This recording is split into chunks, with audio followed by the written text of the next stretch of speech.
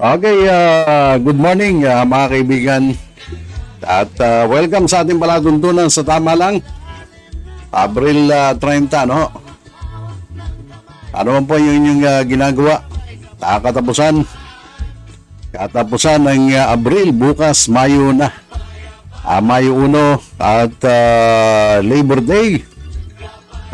Yung araw ng mga misis na nagle-labor. Okay, at tuloy-tuloy tayo dito sa ating palatuntunan at unahin mo natin ang mga balitang tama.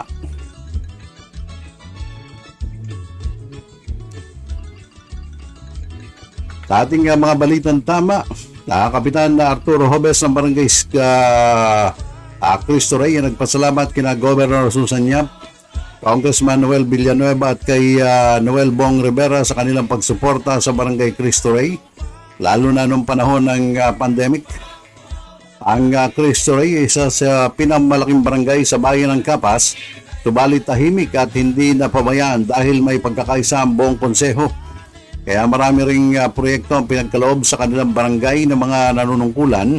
Kaya ganoon na lamang ang pasalamat ng buong konseho kina Governor Susan Yap, Congressman at ABC Bong Rivera. At pangarap din umano ni Kapitan na Arturo Hobes na makabili ng 1 hektaryang lupain para may pamahagi sa mga taong nangangailangan at talagang walang bahay upang makapag-iwan umano siya ng magandang legacy sa kanyang barangay. At tanging hangad ko lang ay makapaglingkod ng tapat sa aking kabarangay. Ito ang kanyang tinuran sa panayam ng Tama Teleradyo at ng CL Banat News. Si Kapitan Julie Ramos Guevara ng Barangay Mangga ay tatakbong municipal councilor sa bayan ng Capas. Si Guevara ay isang malakas na contender sa pagkakonsehal sa nabanggit na bayan dahil kilala ito sa buong Capas bilang isang mabait, mapagkawang gawa at malaki ang respeto ng mga negosyante kay Julie Guevara dahil isang simpleng tao subalit isa sa pinakamatagumpay na negosyante yan po sa bayan ng Capas.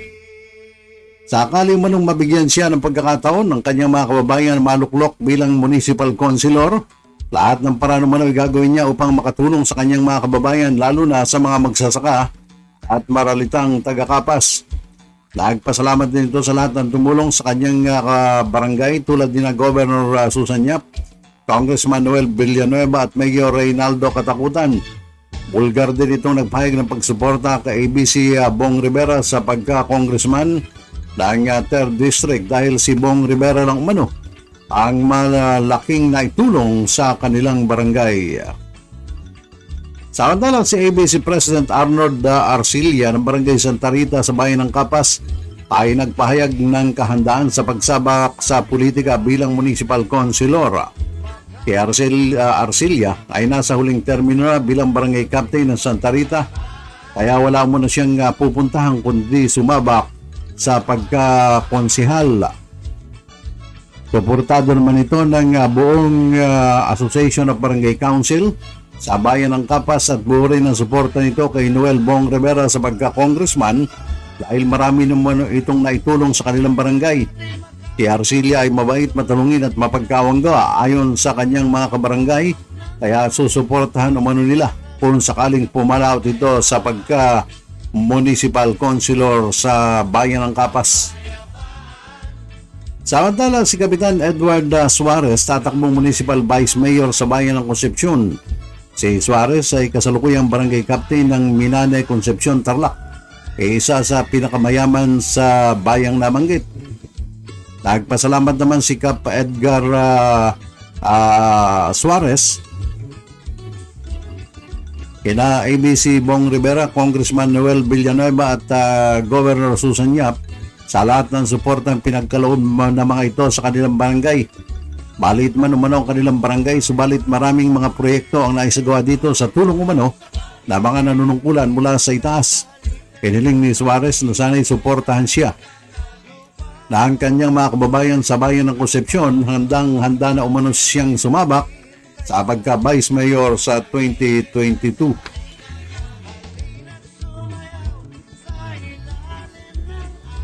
Si ABC President Noel Bong Rivera ay handa-handa ng sumabak sa pagka-congressman sa 3rd District. Patapos nitong makuha ang suporta ng majority ng barangay official sa buong distrito. Si Rivera ay matagal nang nagtatanim sa bawat barangay, maging kaalyado o kalaban sa politika. Wala mo na siyang pinipili basta't ang mahalaga sa kanya ay matulungan ang kanyang mga constituents at hindi mahirapan sa buhay. Makikita ang pagtulong ito lalo na ng panahon ng pandemic na pinasalamatan naman na ang kanyang mga nasasakupan. Bukod tangi mo nung si Bong Rivera na tumutulong sa kanilang barangay kahit na hindi pa ito nakaupo sa Kongreso. Paano na kung ito'y nakaluklok na bilang congressman? Inaasahan naman nila na mas lalo pa ito makakatulong sa kanyang mga kababayan kung nasa Kongreso na ito. Si Rivera ay parang artistang sinasalubong ng mga tao sa mga barangay sa tuwing dumarating ito. Pinapakita ng mga taong kanilang paghanga at pagsuporta, kaya gayon na lamang ang sigla ni Bong Rivera sa kanyang mga lakad dahil dama umano niya ang mainit na pagtanggap sa kanya ng mga kababayan sa ika-3 distrito. Ibalik sa tao ang kanilang pera sa pamamagitan ng livelihood, proyekto, kaunlaran, katahimikan at hanap buhay. Dapat nating suportahan ang ating mga kababayan upang umangat ang kanilang kabuhayan. Ang tanging hangad ko ay bumalik sa bayan ng Bamban ang aking mga kababayan at hindi naaalis kailanman dahil dito na mismo sa bayan ng Bamban ay matatagpuan na nila ang katahimikan, kapayapaan at kaunlaran. Sakaling mabigyan ako ng pagkakataon na aking mga kababayan, marami akong dapat gawin para sa kanila. Taunang 100 days ko, makikita na nila at maramdaman ang kaunlaran. Subukan ninyo ako. Ito ang pahayag ni Joseph Gomez. Si Gomez ay may kakayang mahikayat ng mga investors upang mag-invest sa bayan ng Bamban. Dahil sa katayawan nito bilang isang matagumpay na negosyante, marami na muna itong karanasan. Hiniling nito na suportahan ang kanyang kampanya bilang mayor sa bayan naman ng Bamban.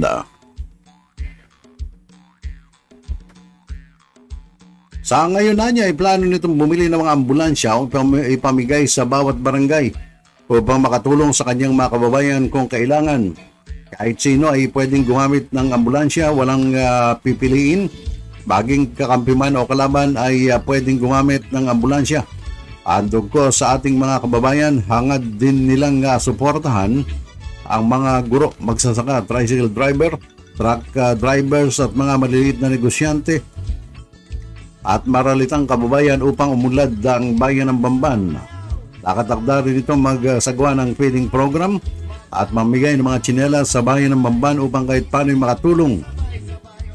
Si Joseph Gomez ay simpleng tao, madaling lapitan at maasahan, kaya't marami ang sumusuporta sa kanyang laban bilang mayor sa Bamban. Hindi hanap buhay o negosyo, bagkos ay tumutulong at magsiservisyo. Ito ang tinuran ni Joseph Gomez sa panayam ng Tama Teleradyo at Central Luzon Banat News.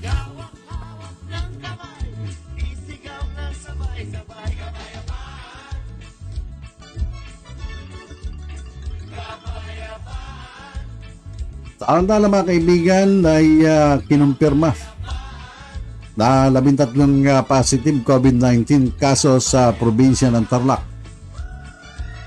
At ito po ay sa mga barangay ng Banaba na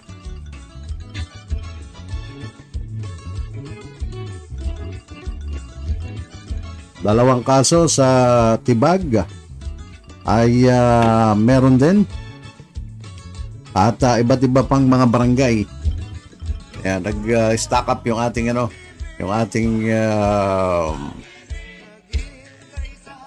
naghang. Okay, good morning sa lahat ho ng mga nandyan sa kanilang mga tahanan. At ito, alamin muna natin yung magiging taya sa kalagayan ng panahon mula po sa Forecasting Center ng Pag-asa. Ano ho? At eto ang magiging taya sa panahon mula sa Pag-asa.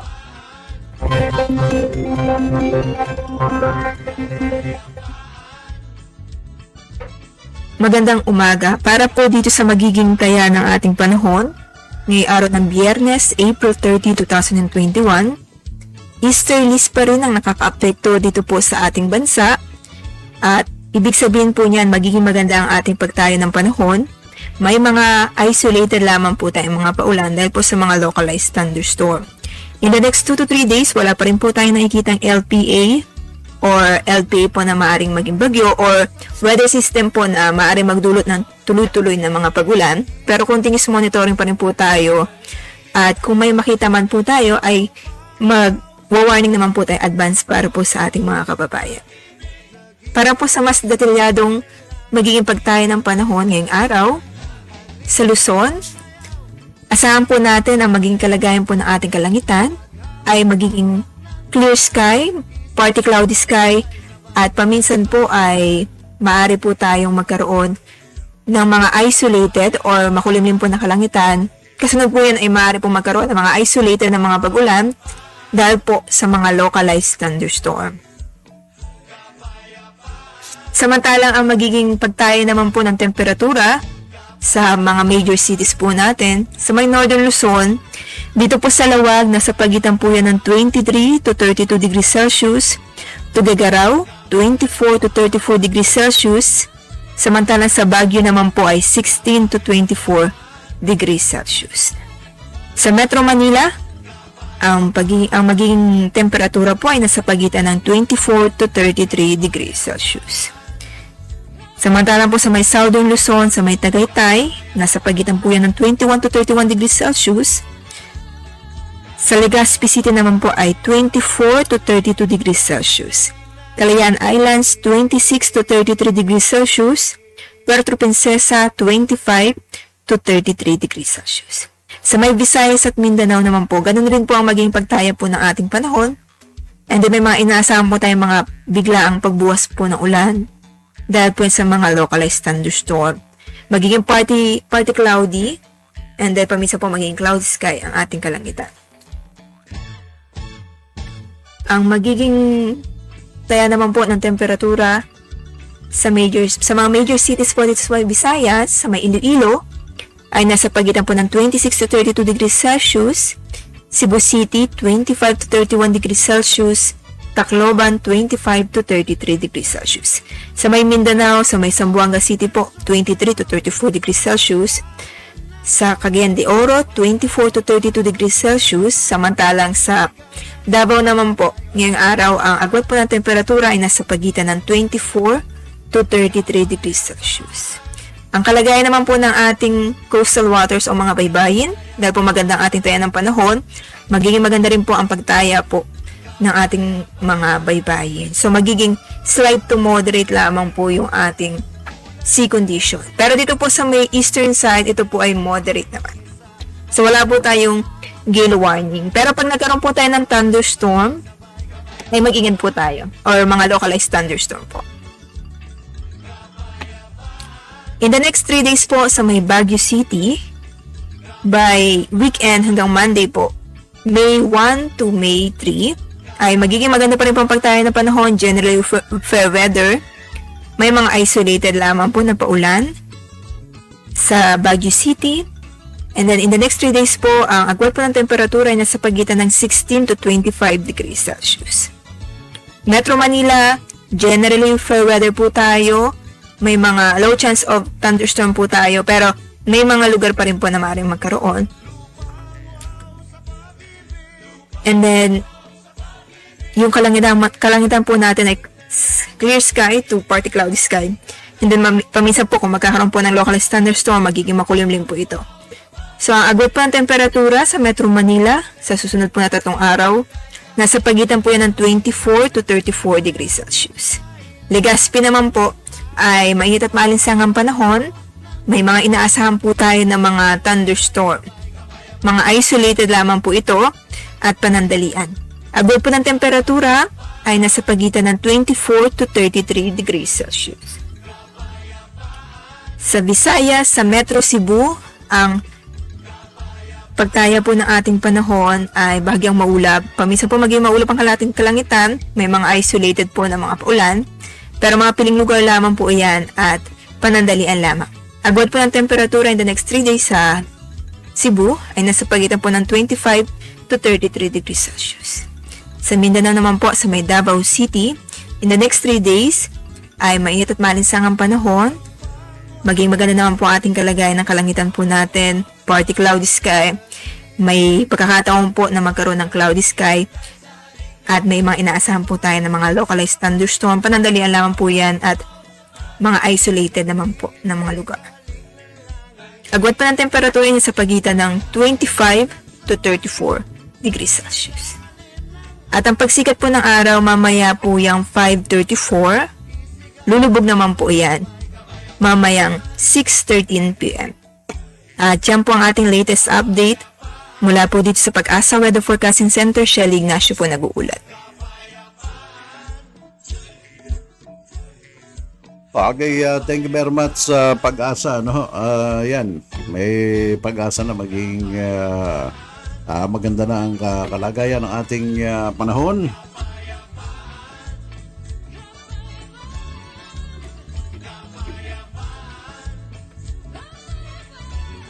Tarantala sa ating balitang Gitnang Luzon, mula sa San Fernando, Pampanga, ang TESDA o Technical Education Skills Development Authority ay nag-turnover ng 17,500 washable face mask sa Department of Social Welfare and Development o DSWD. Ang donated items ay pinroduce ng TESDA training scholar ng dressmaking, tailoring at industrial sewing machine operation sa kanilang regional training center sa Giginto, Bulacan at Maribeles, Bataan, at ang provincial training center sa Kalumpit, Bulacan at Guagua, Pampanga. Maliban sa skills na mga estudyante na nakuha, ay sila nakapag-produce ng usable items amang nasa training. Ayon kay TESDA Regional Director Bailim Merson Valdez.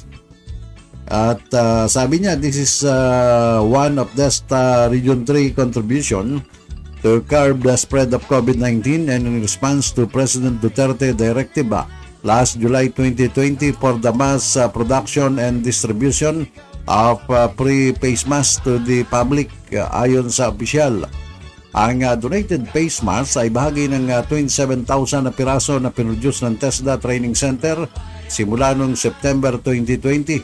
Ang iba'y naipamahagi na sa mga barangay at sa mga community pantries. We have been consistently producing face masks and other personal protective equipment and have been assisting our frontliners and communities in need since the start of the pandemic, ayon kay Valdez.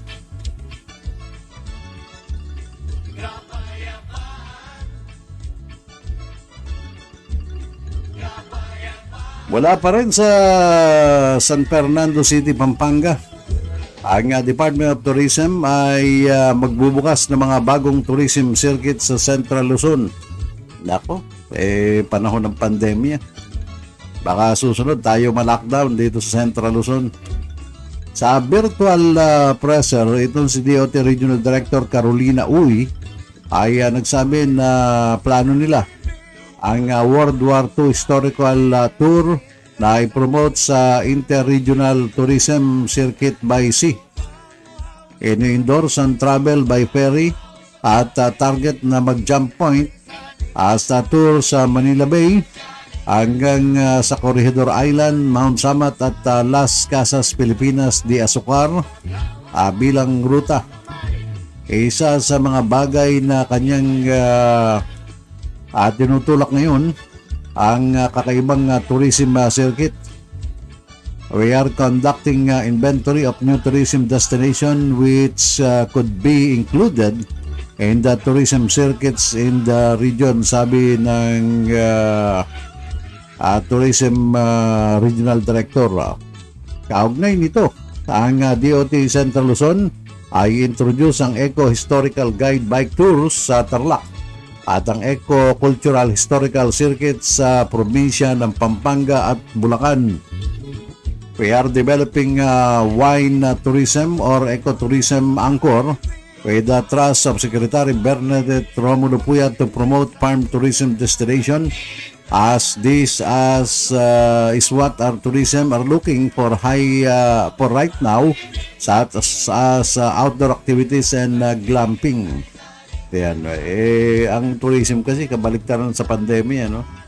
Introduce nila yung wine tourism, liquor ba naman ngayon? No. Kaya pag-isipan natin. Samantala, ang bagong tourism circuits ay accordance with the travel survey kinonduct ng agency noong May at October 2020 na nagresulta na ito'y nakaprepare na to travel in open air, open space, and well-ventilated areas. The survey suggests that public wants to travel for their sanity amid COVID-19 pandemic. The OOT disclosed that 96% of the respondents answered that they want to see certified health and safety protocols being implemented in the tourist destination.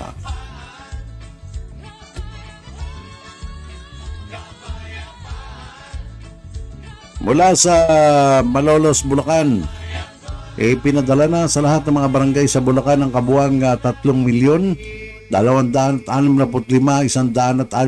na milyong piraso ng mga face mask na gawa sa makakapal na tela.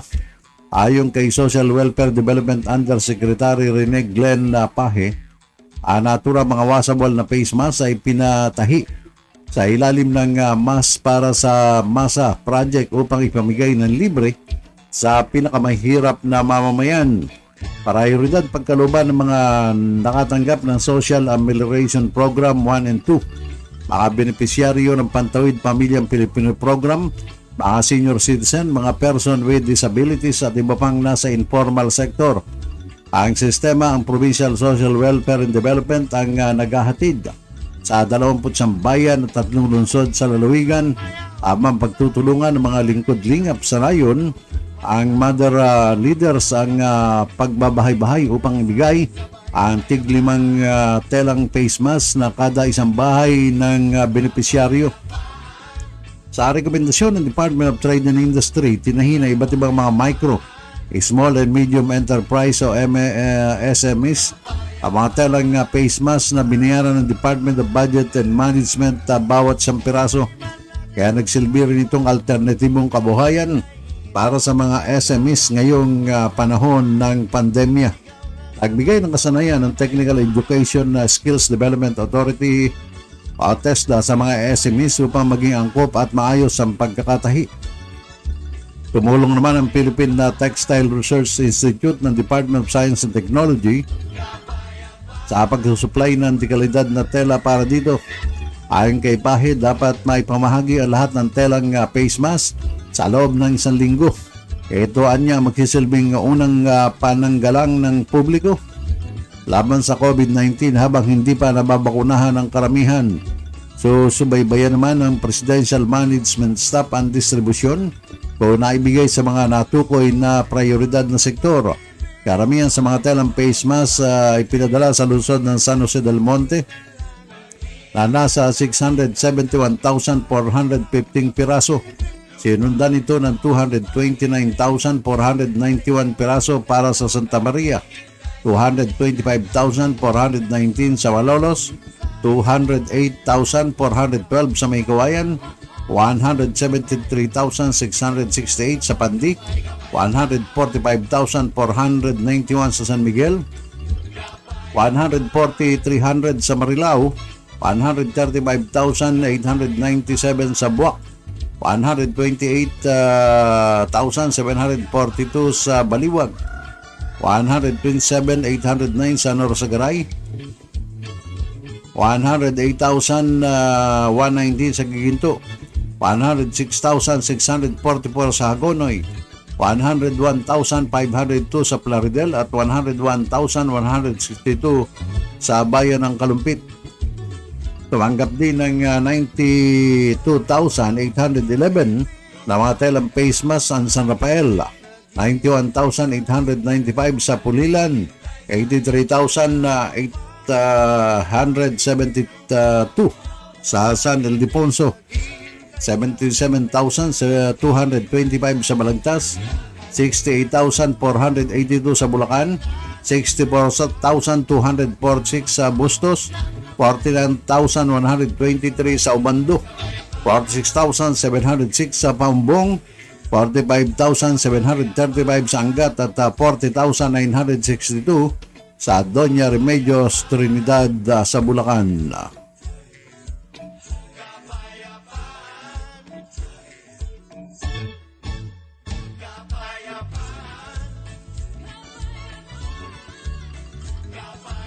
Samantala, ang Department of Tourism ay nag-provide ng total 267,970,000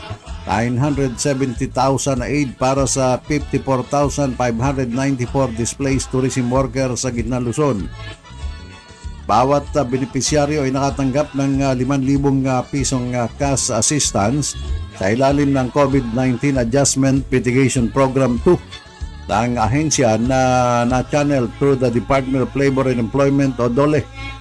Si Tourism Secretary Bernadette Romulo Puyat ay nag-share sa kanyang virtual presser na ang base sa previous guidelines, tanging mga employees ng DOT Accredited Enterprises Quality for the aid, which include other worker in hotels, resorts, inns, and mabuhay accommodation, as well as servers and dishwashers in restaurants.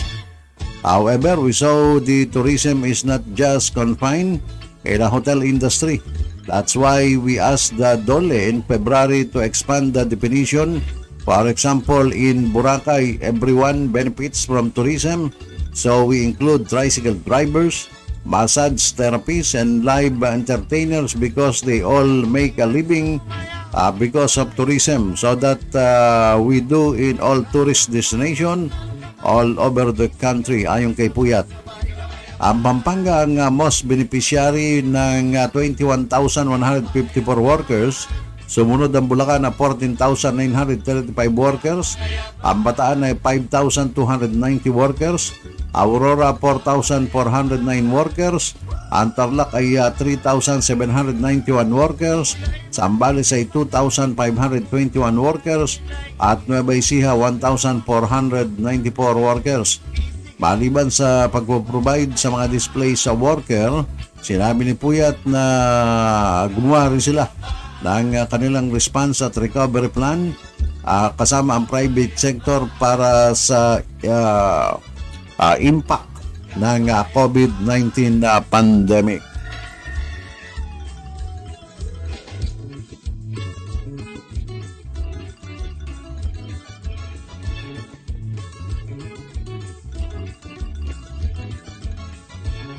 Samantala, ang tourism frontliners ay bahagi na raw ngayon ng priority group para sa COVID-19 vaccination program ng national government. Ito ang tinuran ni Tourism Secretary Bernadette Romulo Puyat, nagsabi sa kanilang virtual presser na ang tourism frontliners, especially working at the airport and quarantine hotels, are now included in the priority group A4 based on the interim national immunization Technical Advisory Group for COVID-19 Vaccine Resolution number 1, with the Department of Tourism really hot of the inclusion of those working in the sector, especially those who work in quarantine facilities. We believe that they should really be vaccinated because they don't know whether those who are quarantined are COVID positive or not, ayon kay Puyat.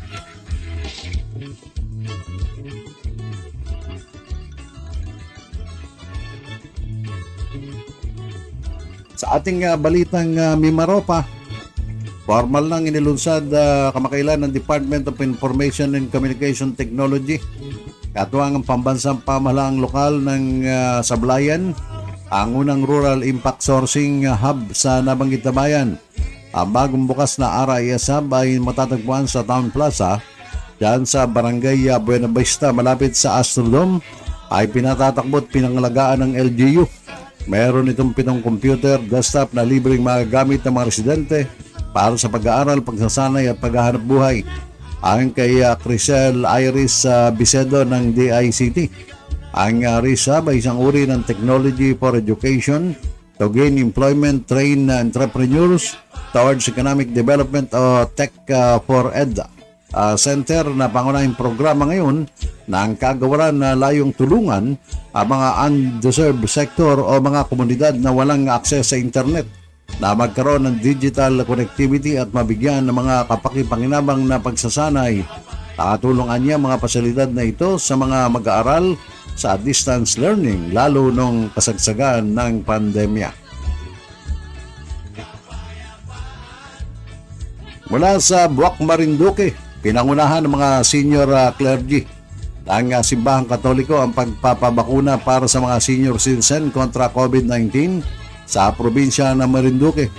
6 na pari at isang madre na pawang mga senior citizen mula Diocese ng Buwak ang nagtungo sa Marinduque Provincial Hospital kamakailan para magpaturok ng unang dose gamit ang COVID-19 vaccine ng Chinese pharmaceutical company na Sinovac.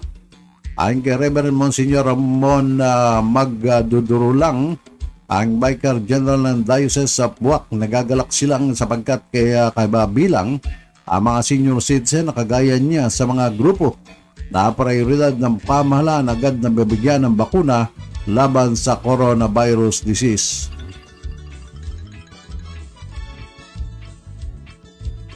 Mula sa Socorro Oriental, Mindoro, inilunsad ng Socorro Municipal Police Station ang proyektong Barangayanihan Ayuda on Wheels para sa panahon ng pandemya na siyang malalapit na pangangailangan ng mga residente sa mga barangay na unang sinagawa sa Barangay Kalubayan sa bayan na nabanggit. Sa temang pagbibigay at pagtulungan ay pairalin, barangayanihan, tangkilikin. Pinakita ang hanay ng kapulisan na hindi lamang sila nagpapatabad ng batas kundi nagmula na rin sa kanila ang inisyatibo na tumutulong sa kapwang pangangailangan ng kalinga ng pamahalaan. Ayon kay Acting Chief of Police ACOP Police Major Christian Marquez, alato ng himpilan ay namamahagi ng libreng gamit panlinis sa katawan, face shield, mga pansahog sa pagkain at iba pa sa kanilang mapapakinabangan upang hindi na nila kailangan pumunta sa mga pamilihan at maiwasang mahawa ng sakit ng COVID-19.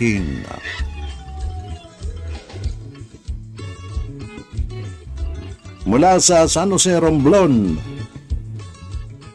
si Senador Kiko Pangilinan ay nagbigay ng emergency job assistance sa 133 individuals sa San Jose, Romblon.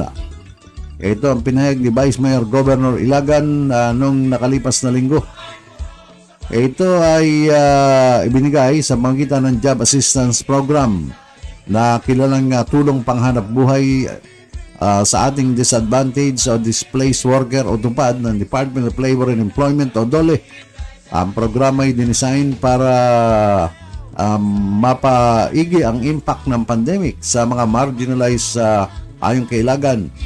Ang San Jose bilang unang munisipalidad na nagbigay ng registered the first imported COVID-19 case sa province na eventually nag-led sa full lockdown at considered to be among the recipient of the program.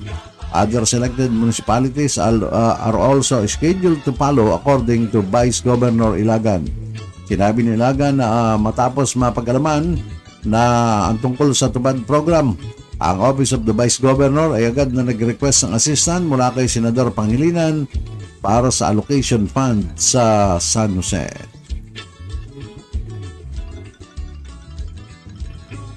Mula sa San Jose, Romblon,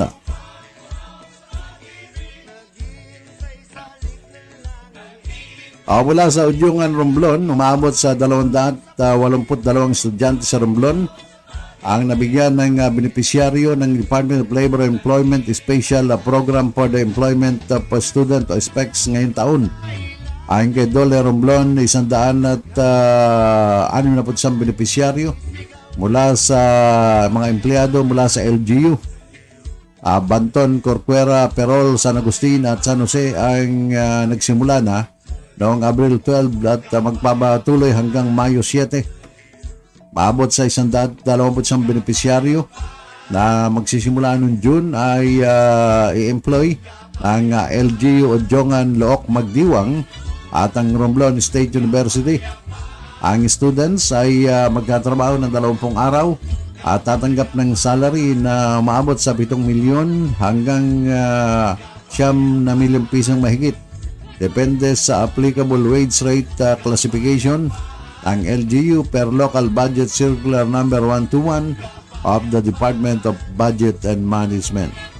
At i-assign sila sa iba't ibang department offices sa LGU para mag-assist sa encoding data, sorting of documents at iba pang office works.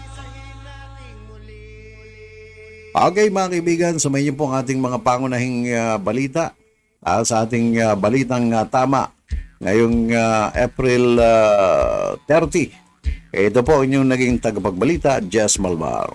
At doon ako na tayo sa last part ng ating palatuntunan. Ang ating mga kwentuhan, ilang mga komentaryo at iba pang mga pag-uusapan.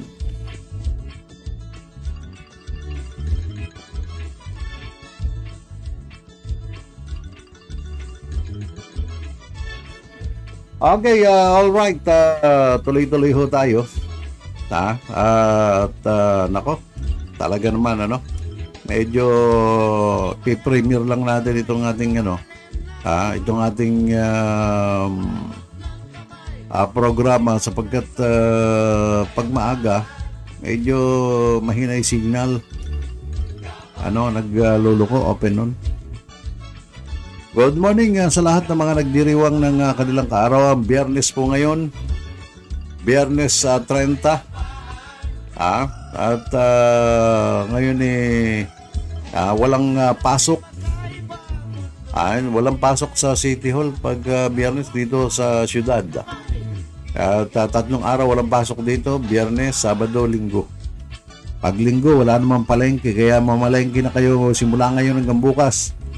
Baka makalimutan nyo ko ilang beses akong namamalengke. Yung pala Linggo, pagdating ko doon, walang katao-tao. No? At ingat diyan sa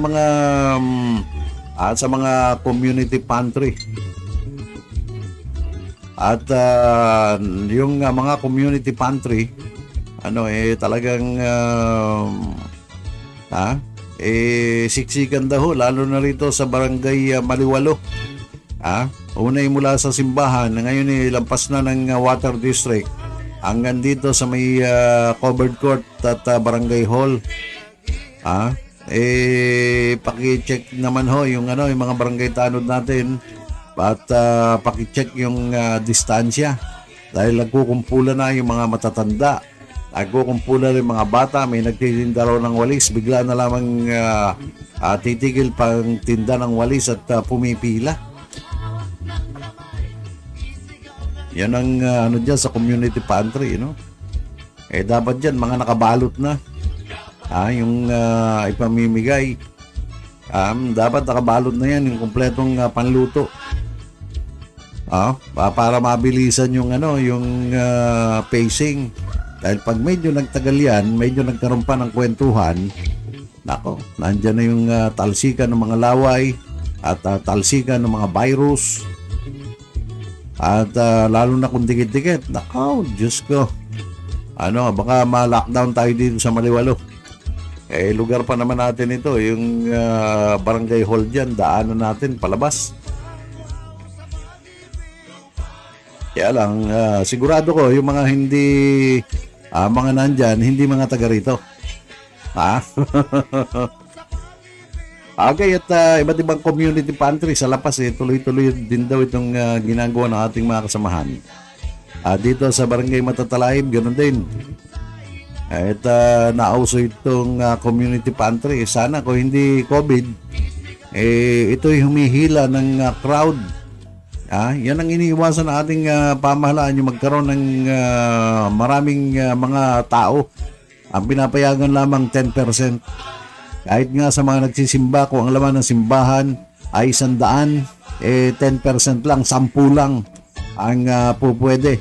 Diyan sa kulungan ng bayan ng Hirona, 24 sila.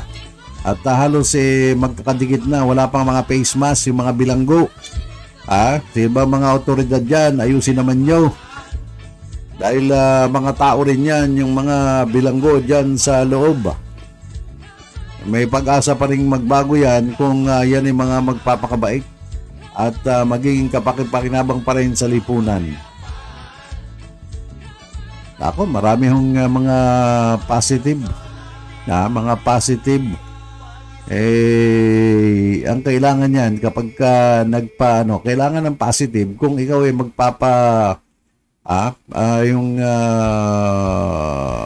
papacheck kung ikaw ay positive kung gusto magkaanak.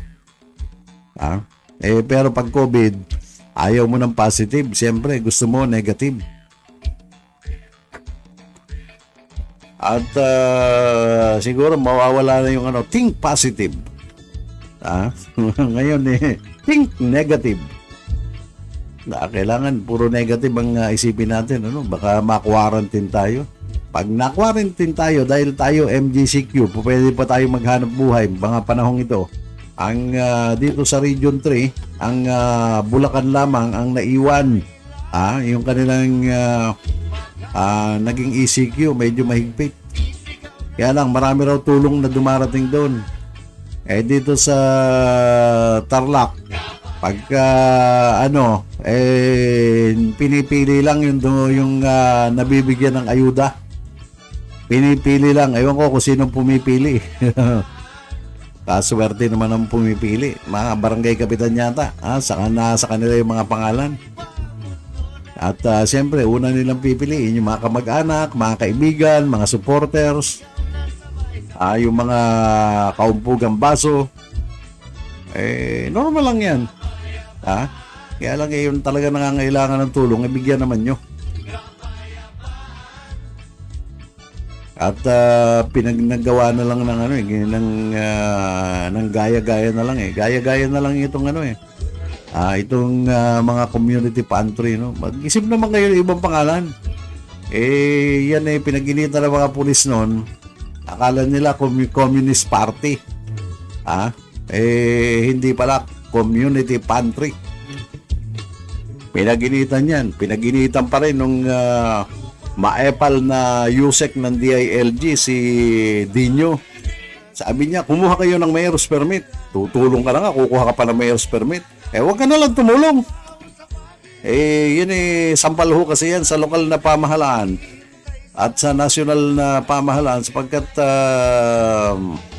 wala na silang maibigay Naibakuna nga kung hindi tayo tinulungan ng mga inchik, hindi tayo mababakunahan. Yung ating mga binibili, Agosto pa yan darating. Biro mo yan. Pagkatapos marami nagagalit sapagkat pinamigay na raw itong soberenya sa mga inchik. Nako, iwasan muna natin yung ganyang usapin, Ang anuhin natin kung paano tayo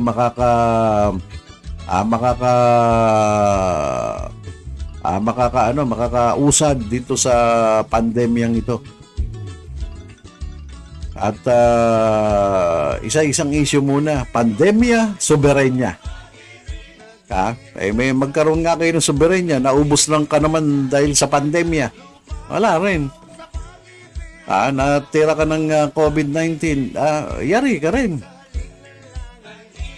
Lutasin muna itong problema sa COVID-19, tsaka na pag-usapan. Yun tungkol sa soberenya, sapagkat hindi pwedeng pagsabayin yan.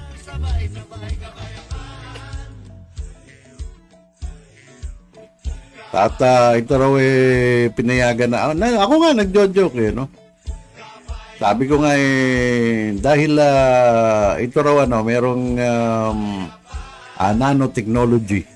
Itong mga bakuna. Kapag nabakunahan ka, hindi ka na human being. Sabi ng World Doctor Association, yung counterpart ng World Health Organization, Nagsalita sila na ito raw meron ngang nanotechnology. Kapag na-injectionan ka, ikaw hindi na tao. Magiging sunod-sunuran ka na raw, para ka ng robot. Hindi kaya sabi ko, si Pangulong Digong na-injectionan. Kaya pag sinabi ng China, may na lang siya. Joke lang mo yun, Ayan. Nako, talaga naman. Wag na muna natin isipin yung ang bakuna muna ang isipin natin. At kung paano lusot sa bakuna ang 70% ng ating mga kababayan, sapagkat bukod sa mabagal, kulang yung bakuna. Kung maraming bakuna, hindi na mamimili, bawat barangay papatawag. Hindi, pinipili mo na itong sektor na ito. Susunod itong sektor na ito. Susunod niya, sinesektorize para unti-unti. Dahil hinahati-hati pa ho yung bakuna yun ang mahirap sa bansang naghihirap. Wala tayong sariling gumagawa ng bakuna. Wala tayong pambili ng bakuna, kundi tayo umutang. At wala umaasa tayo doon sa mga binigay. Meron man tayong nabili, kokonti pa lang dumarating. Hindi pa ngayon darating yung marami, sapagkat tinuuna muna nila.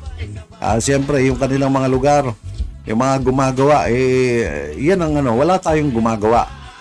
Dapat meron tayong nai-entry din na gumagawa ng bakuna. Ang problema dito sa Department of Health at DFA, merong isang gamot na ayaw nilang payagan. Kaya pala ayaw payagan. Sige nang banat dito ni Rapi Tulfo sa kanyang programa online. Ito pala yung gamot sa hayop, yung Ivertin. Siyempre, ko-convert mo muna yun. Gamot sa hayop Pagkatapos gagamitin sa tao, papayagan ng Bureau of Food and Drug. Siyempre, hindi pwede yun. Pang veterinary yun, nagagamit doktor ng tao. Ayun, yung pala noon. Kaya naman pala, hindi pinapayagan para gamitin sa COVID-19, sapagkat ito ay gamot sa hayop. Para bang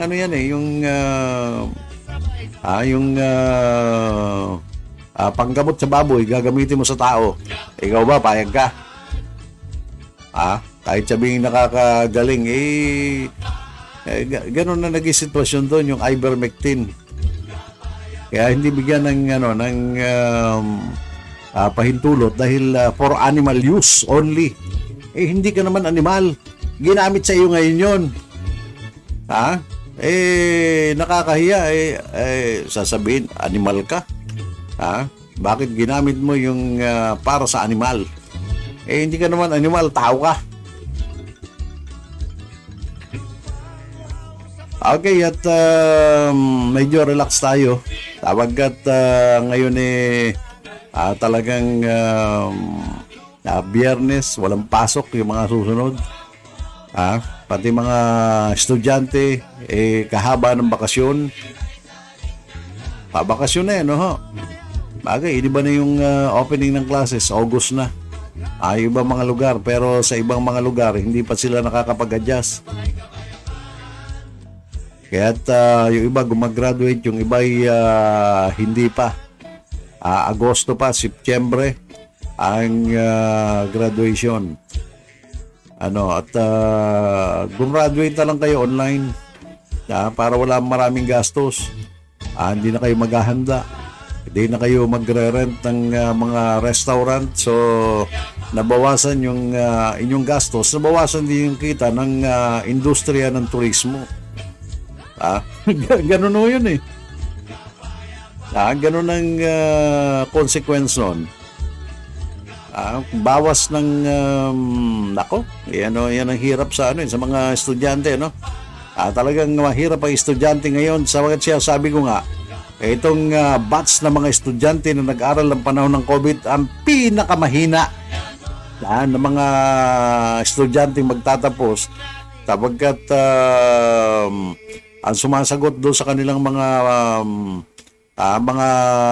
assignment, mga papel, si nanay, si tatay, si kuya, si ate, si kasambahay.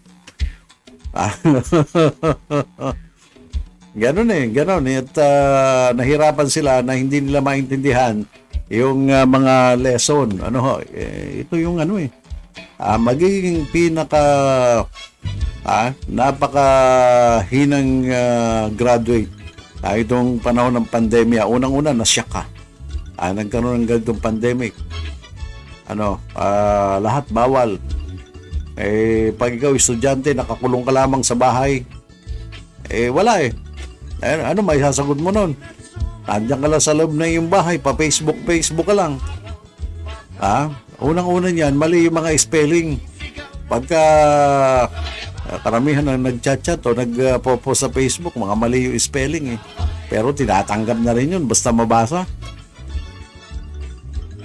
Unang-una, magiging puro sa spelling. Ito mga nag-aaral ngayon.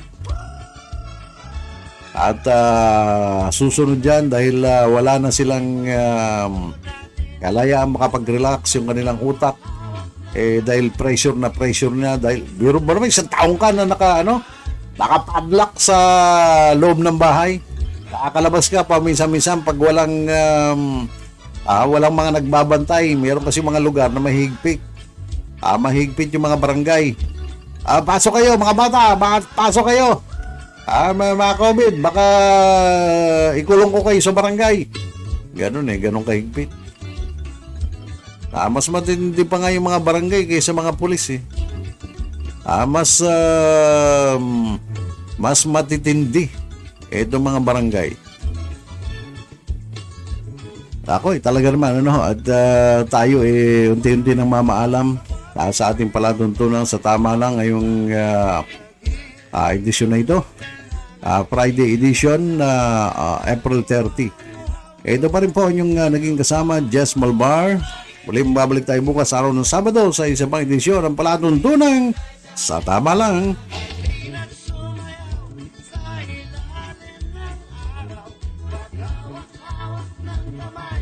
Isigaw na sabay-sabay kamay.